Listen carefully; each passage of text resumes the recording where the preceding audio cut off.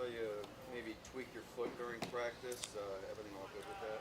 Yeah, everything's all good. What do you make of this Seattle offense? Just kind of what they've been able to do so far this season. Yeah, I mean, they got the number one passing yards, passing offense in the league right now. So obviously they can do a lot. They show a lot of different things, and it's just about neutralizing them and limiting explosives. You mentioned how many different things they're able to do. Just how does that show up on film of what they're mixing up with their offense and getting creative there? Yeah, they do a lot. They do a lot on film. So we got to have a good week of preparation, good week of film study, and coaches put together a great plan. So we got to go out there and execute. Have you seen the touchdown Gino threw to DK Metcalf? Yeah, right before half. Just Yeah. what do you think of that play? Yeah, I mean, obviously, I've played against DK and played against Gino, and how explosive they can be.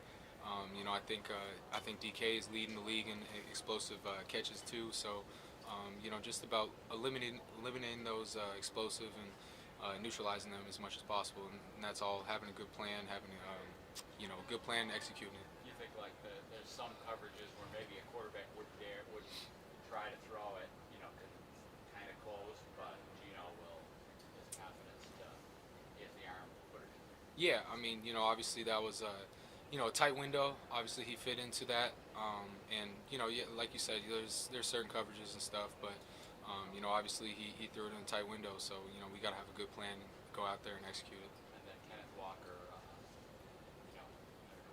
what do you think of him? What you've seen of him? Yeah, I played against him a couple times when I was in LA. Obviously, great back. He can do a lot. He's a home run hitter too. He can bounce it, get outside. He can take it the distance. So we got to have a good tackling plan. He's a great run after contact as well. So we got to have a great tackling plan and go out there and execute it. Seems like they're throwing more too.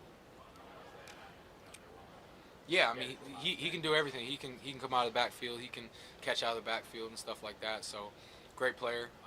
Obviously they got a lot of great players over there. So just got to neutralize them as much as possible.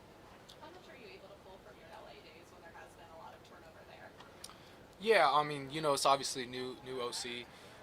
Coming from my alma mater, obviously, Coach Grubb. So, but they got a lot of similar players still there. So, just I guess more personnel-wise, pull from there. Concept-wise, it's kind of tough to pull from my LA days. Probably a little bit different on the defensive side of the ball with the crowd noise in Seattle. How would you describe it? Yeah, I mean, I played a few times at Lumen, previously CenturyLink, so the 12s can get rocking in there.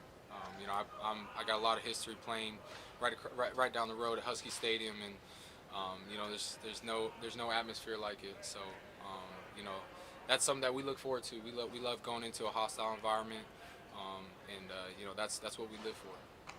Like you said, you've played there before, but how exciting is it to go home?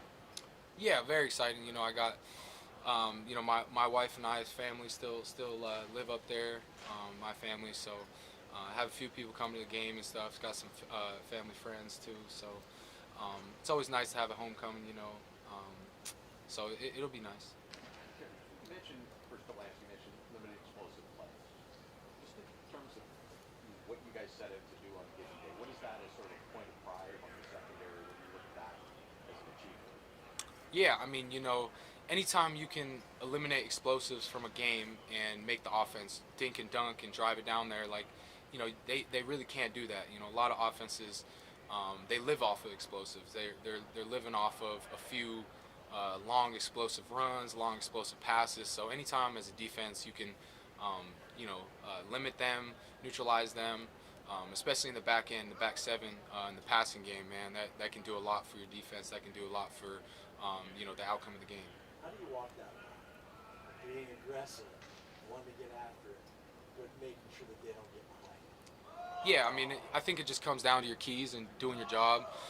You can stay aggressive within the rules of the defense, the rules of your job each play, but just having great awareness of formations, where they're putting certain players, situation of the game, the down distance, stuff like that. You know, that's where you're taking to the next level of you know, eliminating the explosives and stuff. But it all comes down to doing your job and reading your keys. That's it.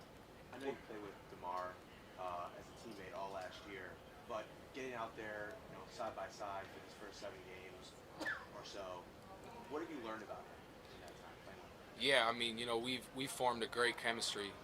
You know, even going back to last year, you know, just all the reps that we've gotten throughout the off-season program, going through summer, going through training camp, going through preseason, going through this whole season, man. We've got a great chemistry going.